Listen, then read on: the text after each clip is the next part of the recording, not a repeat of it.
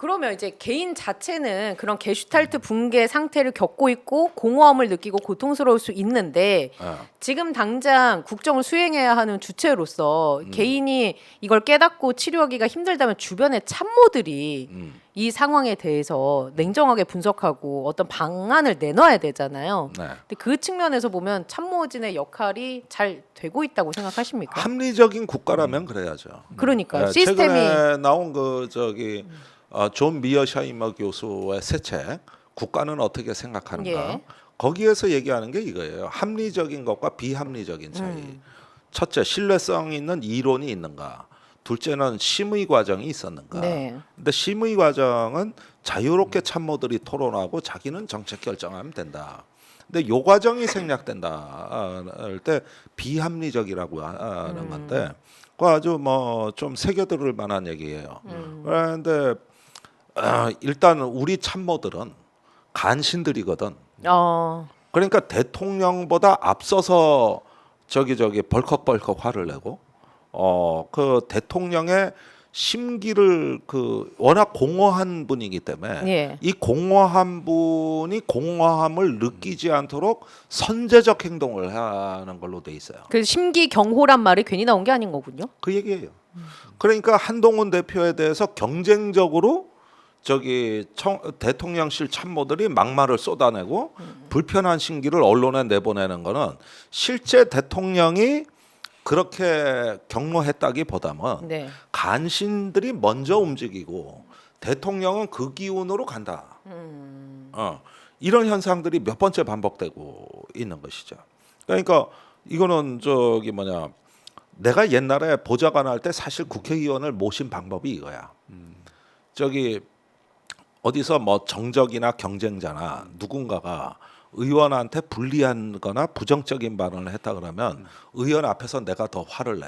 하고 오늘 가서 당장 고소해버리고 둘러엎고 오겠습니다. 이러면은 야 참아, 참아 하고 거꾸로 말려. 예. 사실은 가만히 있으면은 너 일 안 하고 뭐 해 임마 저기서 저렇게 나를 음해하는데 그럴 때 어떡하지 하면은 내가 의원한테 지는 거야. 그러면은 의원이 상상하지도 못할 과격한 발언을 하면 이때는 의원이 나를 야 임마 참어 임마 너 임마 가만히 있어 임마 거꾸로 이래거든. 그럼 문제가 싹 해결돼. 요게 그러니까 간신은 이렇게 하는 거야. 그 간신이었다는 걸 본인이 지금 아니 내가 왕년의 간신이었다. 왕년의 간신이. 예, 그러니까 저기 뭐냐 그 저기 어떨 때는 이게 좋을 때가 있어. 근데 직언을 해도 말이야. 예. 내가 실제로 본 의원인데 어떤 의원이 담배를 끊으려고 엄청 자기 노력을 해. 네. 그래가지고 줄여도 보고 저기 그때는 사무실에서 다 폈잖아요. 그러니까 재떨이도 치워보라 그러고 이렇게 하는데 보좌관이 들어와가지고 또 직언한다고 의원님 담배 끊으셔야 됩니다. 그러면 그때처럼 밉살스러운 게 없다는 거예요. 내가 그러지 않아도 끊으려고 이 자식아 지금 얼마나 노력하고 있는데 와가지고 딱 잔소리를 하는 거야. 이러면은 직언은 직언인데 그 홧김에 덮인다고. 그러니까 보스가 결국은 올바른 선택을 할 수 있도록 거기까지 책임지는 게 참모지. 옳은 말 한다고 가서 따박따박 얘기한다고 그게 되느냐. 그러면은 간신도 문제지만은 시건방지게 직언하는 놈도 문제예요. 이게 이제 중간에 어디선가 길을 찾아야 되는 거거든. 네네. 이게 그래서 난 직언하라고 얘기 안 해. 뭐 비서실장이나 뭐 수석들이 대통령한테 직언이 없는 것 같다 그러는데 그건 당연한 거다. 너무 당연한 거다. 저 거기다 직언하면은 저 미친다 저 사람. 그러지 말고 유도하는 방법을 찾아내라. 올바른 선택을 하게끔 유도해라. 유도하는 방법. 근데 그걸 유도를 하면 먹혀야 되는데 먹힐 수 있는 상태인 것인가는 또 다른 문제이지 않습니까? 그러니까 보스의 머리 위에 올라타야 돼.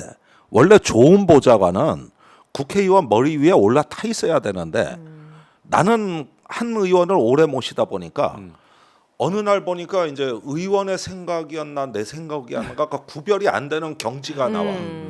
이게 내 아이였나? 호전몽 같은. 아이디였나? 그리고 의원의 본적, 주소, 주민등록번호 내가 모르는 게 네. 없어. 진짜 그 아들보다도 내가 더 네.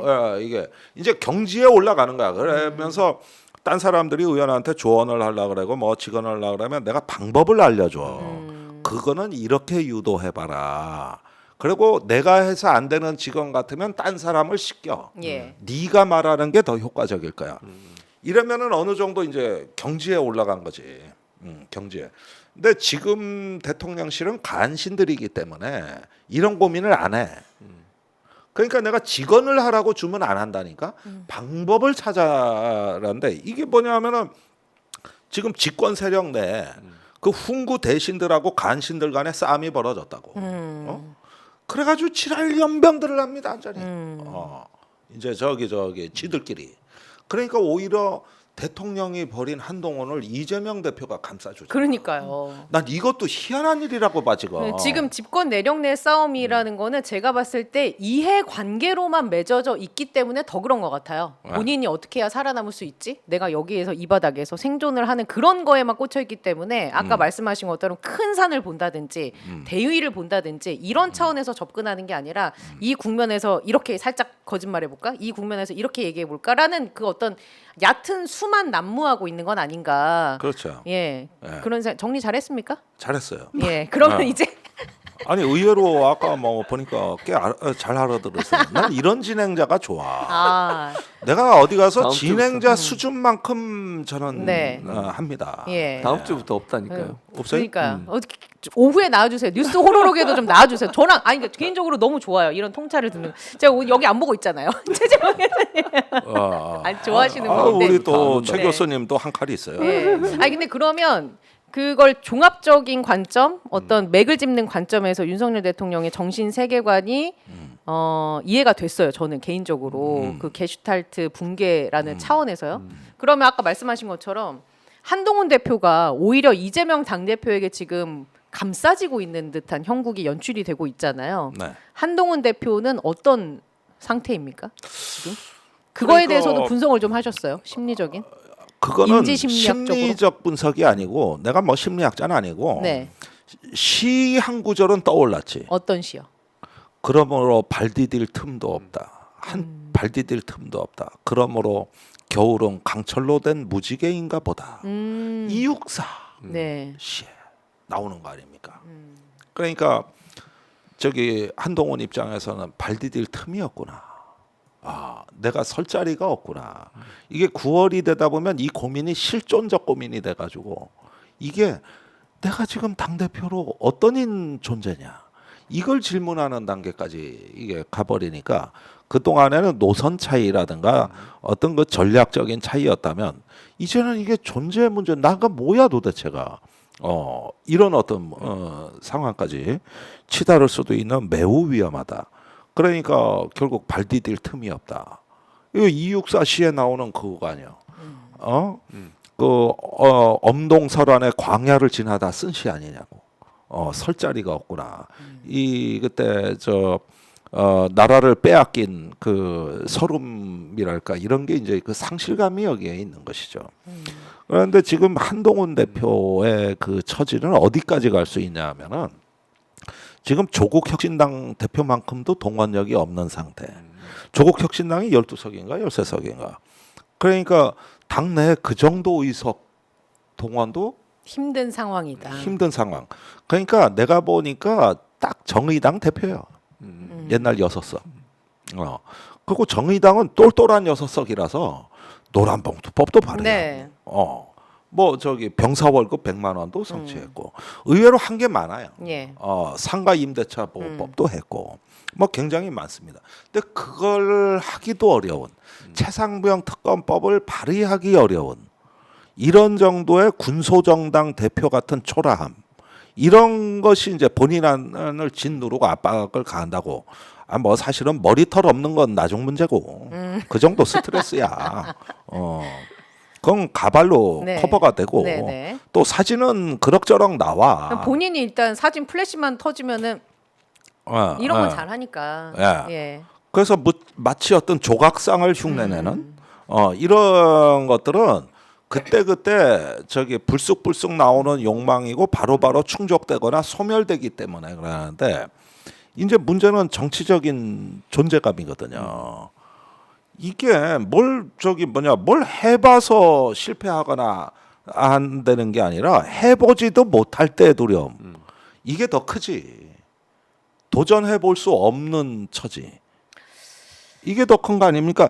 이거는 실패의 쓰라림이 아니라 실패조차 할 자유가 없는 존재의 쓰라림 아닙니까? 예. 정치적 존재감의 문제 아니에요?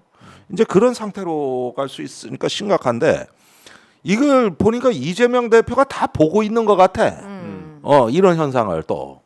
그래서 한동훈 대표가 제기한 의대 정원 유예안 여러 대안 중에 고려할 수 있는 거 아니냐. 이게 이제 거꾸로 된 거지. 예. 용사는 그거에 대해서 경로를 하는데 이재명 대표는 품어준단 말이에요. 물론 이게 일시적이라는 것도 다 알고는 있지만은 분명히 기현상입니다. 그리고 한동훈 대표 체제하에서 친일 인사 등용, 김건희 여사 디올백 무혐의 처리, 그다음에 광복회 논란, 그다음에 의대 정원 이 문제에 대해서 한 번도 공식적 논평이나 입장이 나온 적이 없어요. 즉 거리두기는 시작된 건데 그 거리가 이제는 심각할 정도로 멀어지지 않느냐 하는 얘기고, 그다음에 한동훈 대표 혼자 하는 게 아니라 측근들이 그 신지호 그 전략본부장 얘기하는 거 봐요. 네네. 완전히 그냥 국가는 존재하는가. 그 이상 센 발언이 어디 있습니까? 심각한 거지. 그 한동훈 대표의 존재감은 갑자기 말씀하는 거 쭉 듣다 보니까 밀란 쿤데라의 참을 수 없는 존재의 가벼움. 그런 네. 게 생각이 난다. 예, 연결을 거기- 잘 시키시네. 네. 그래서 거기 제가 등장인물 의사가 갑자기 생각이 났습니다. 내가 시작부터 지금 존재론으로 계속 가는 거예요, 내가. 네. 나란 누구인가부터 아마 시작해서. 한동훈 대표는 벌써 거기까지 생각이 미쳤을 수도 있어요. 내가 이 바닥에서 퇴로를 어떻게 만들어야 되지라는 것까지도 저는 생각할 수도 있. 어떻게 폼나게 자기가 정치인으로서 퇴로를 마련할 것인가도 아마 생각하고 있지 않을까? 제 개인적인 느낌입니다. 계속 굴욕을 감수하느니 적당한 시점에서 명분 만들어 가지고 그러니까요. 나가버리는 것도 방법이죠. 예. 예.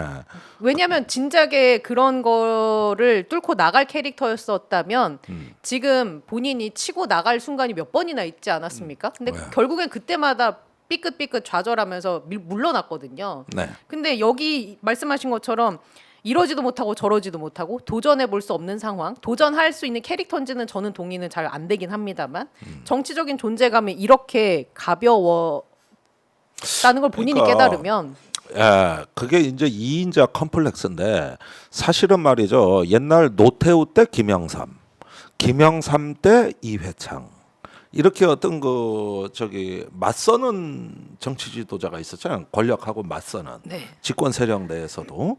그다음에 지금 광복회장 이종찬도 거기 민정당 내에서 그런 어떤 맞서다가 나왔던 분 아닙니까? 그래서 네네. 김대중 대통령과 손을 잡았죠. 이제 이런 걸 보면은 정치는 투쟁이거든요. 존재감을 만들어가는 과정이 자기 비전과 투쟁이라고 봐요, 저는.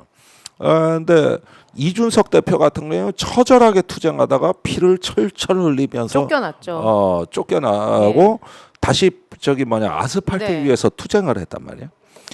그래가지고 이제 자기 나름대로 이렇게 뭔가 만들어 갔는데 스스로의 정체성과 상징성을 이렇게 구축해 나갔는데 한동훈은 뭐냐는 거야.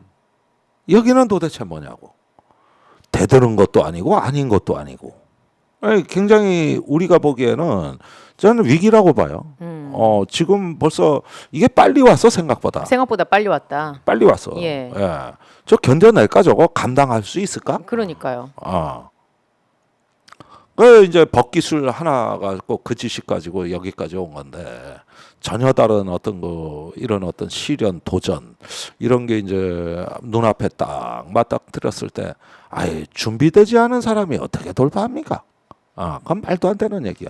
그러니까 온통 세상이 다 인지 부조화판이야. 요즘은 이제 심리학자들이 정치의 전면에 나서셔야 돼. 예.